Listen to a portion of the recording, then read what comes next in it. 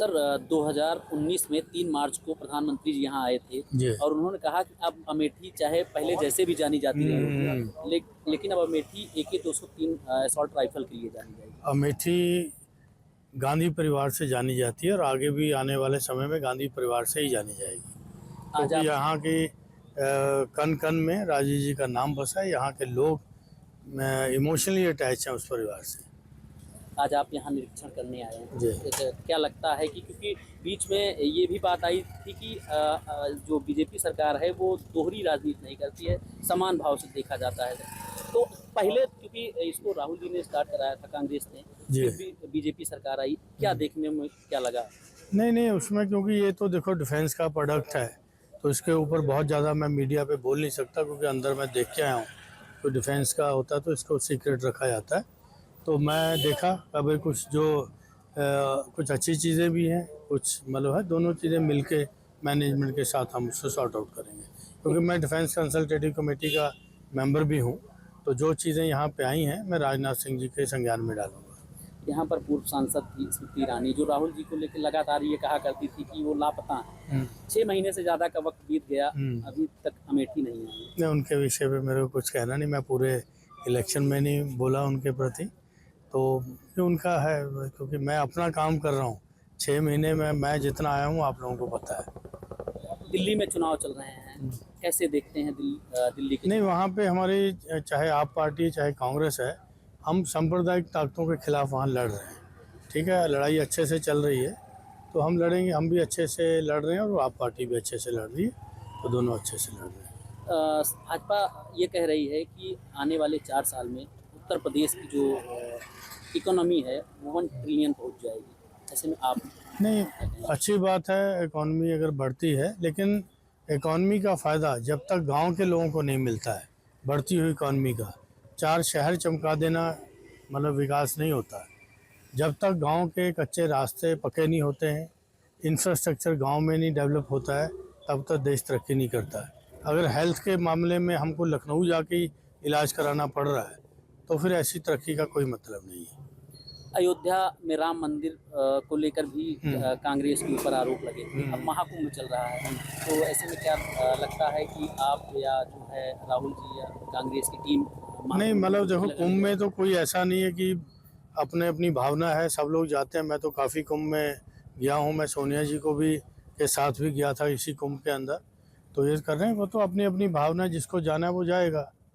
तो लेकिन मैं जाऊँगा जब ये पीक डेज नहीं होंगे, उन दिनों में जाऊंगा मैं। Thank you sir. ठीक है, ओके। उसके लिए आपका साधुवाद कि आपने गांव के लोगों से मेरे को मिलने का मौका दिया।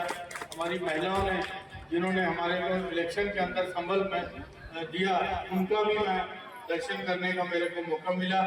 मैं पुनः फिर इसी बीच में फिर कभी आने का वादा करते हुए आपसे विदा लूँगा, क्योंकि मेरे 3-4 कार्यक्रम और भी लगे हुए हैं। आज गन फैक्ट्री का निरीक्षण भी करना है मेरे को, और ये सारी चीज़ें हैं, क्योंकि गन फैक्ट्री का आप लोग जानते हो कि राहुल जी ने उसकी शुरुआत करी, और उसके अंदर कुछ चीज़ें हैं जो भी मैं डिफेंस कमेटी का कंसल्टेटिव कमेटी का मैं मेंबर हूँ।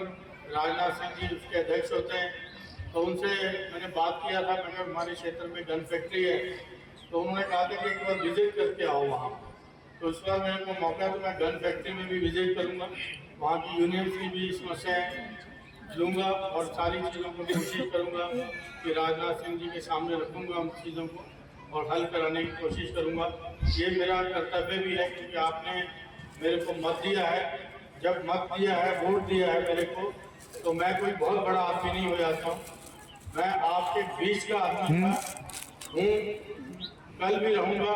इसलिए मेरे को आप ऐसे ही समर्थन आप बनाए रखिए। मैं आपका सबका आभारी हूँ। धन्यवाद। जय है।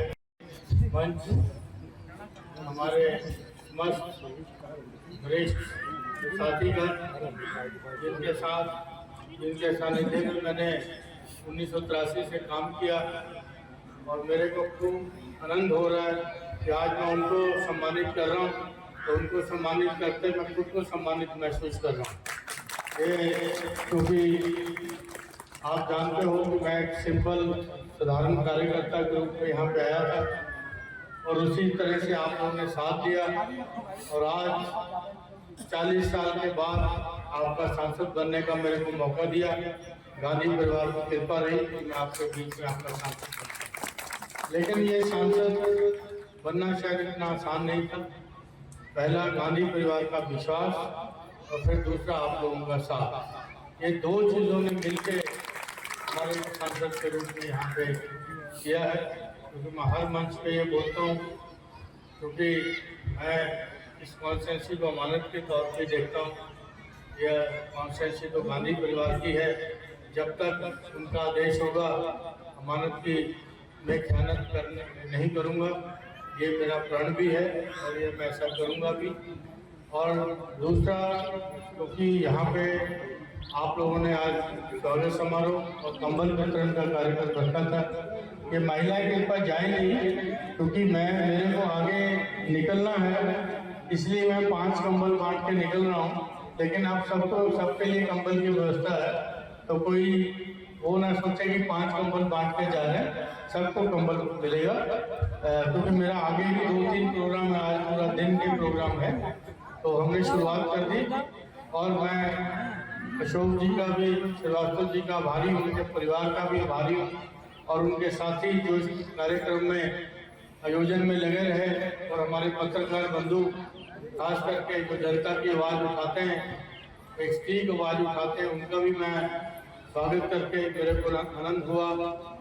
मैं क्योंकि इस गांव ने मेरा बड़ा साथ दिया, गुरु प्रसाद जी यहाँ के हमारे सबसे वरिष्ठ मतलब हमारे नेता हैं यहाँ पे, इन्होंने हमेशा भी कभी भी, मैं आज से नहीं, मैं राजीव जी के टाइम से इनको देखता हूँ। आज तो ये बड़ा पोस्ट पे चले गए, तो लेकिन इन लोगों ने हमेशा यहाँ नेता बन के नहीं, कार्यकर्ता बन के काम किया और इसीलिए इतनी देर तक यहाँ के आपके बीच में अशोक जी हैं, थोड़ा जागरूक हैं, NGO चलाते हैं, तो समय समय पे मेरे को दिल्ली में भी तंग करते हैं, तो यहाँ तो करते ही हैं। तो खैर मैं इसकी बात मानता भी हूँ, ऐसा नहीं है। लेकिन अशोक जी आपके मतलब की बात कर रहा हूँ, सुन रहा आप हमेशा हमारे मतलब की ही तो बात करते हैं। तो इसलिए For exclusive and insightful videos, subscribe to our new channel ABP Live Premium.